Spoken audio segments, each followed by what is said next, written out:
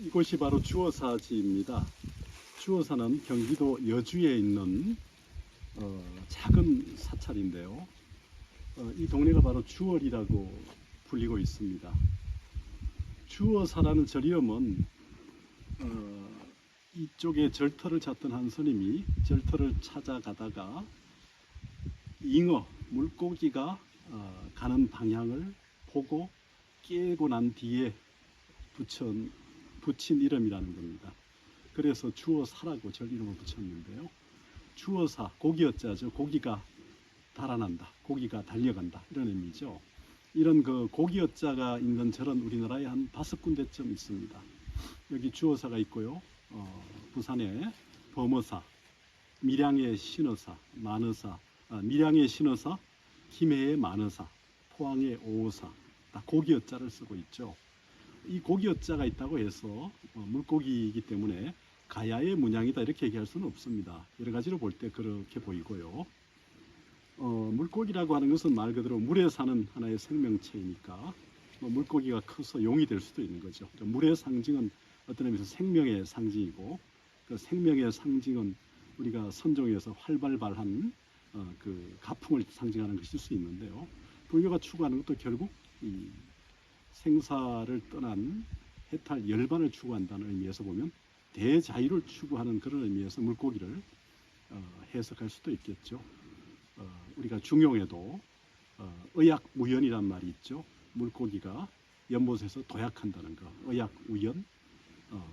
그 다음에 솔개가 하늘을 난다는 그런 의미, 천비여천, 의약우연 이런 말이 중용에 나오듯이 솔개가 하늘에서 자유롭게 이르는 것이나 물고기가 물에서 자유롭게 약동하는 것은 다 뭐 남자는 남자의 할 일이 있고 여자는 여자의 할 일이 있다는 그런 유교적 사유로 볼 수도 있지만, 한편으로는 자연스러움이기도 하면서 생명체들이 가지고 있는 어떤 약동성, 자유성 또는 활발한 그 역동성을 상징하는 것일 수도 있을 겁니다.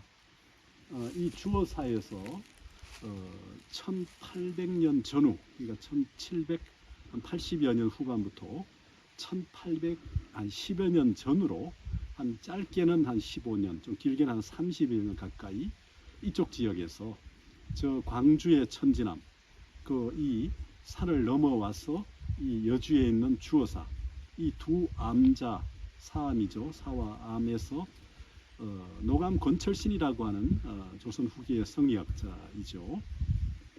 그 노감의 집이 아마 요 주어사 밑에 있었던 것으로 보입니다.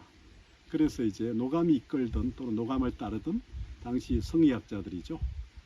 그들은 대개 카톨릭, 그러니까 천주교의 영향을 받아서 천주교의 여러 전적들을 한문으로 번역한 천주 강학서, 한역 강학서를 가지고 천지남과 여기에서 여름에 수련회를 하고 겨울에 수련을 하면서 강학을 했던 공간으로 알려져 있습니다. 특히 카톨릭에서는 천지남을 이미 접수해서 불교 암자가 아니라 이제는 카톨릭 성지로, 최초의 성지로 만드는 작업을 지금 150년 동안 하고 있죠. 그뿐만 아니라 또 카톨릭 신학자 내에서는 이 주어사가 오히려 천주교 성지의 출발이라고 주장하는 학자도 있습니다.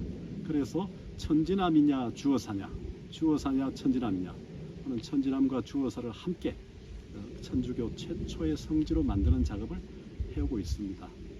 그런데 불교계는 알다시피 암자와 사찰의 절터를 내주었음에도 불구하고 카톨릭에 이르기에 전면적인 전방위적인 이런 그 성지화 작업에 대해서 무방비, 무대책으로 불교계는 응해왔다가 최근에서 겨우 우선 주어사부터 문제 제기를 이제 문제의식을 느끼고 이쪽을 발굴하면서 불교의 어떤 역사성, 불교의 어떤 소유권 이런 것들을 이제 밝혀가는 노력을 하고 있는 걸로 알고 있습니다.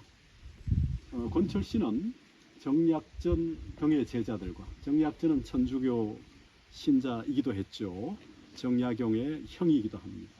이곳에서 천주교 강학을 하면서 천주교 발상의 요람지로서 만들어가는 작업을 할 수 있는 어떤 역사의 심할, 어떤 그 시원을 열었던 인물이기도 한데요.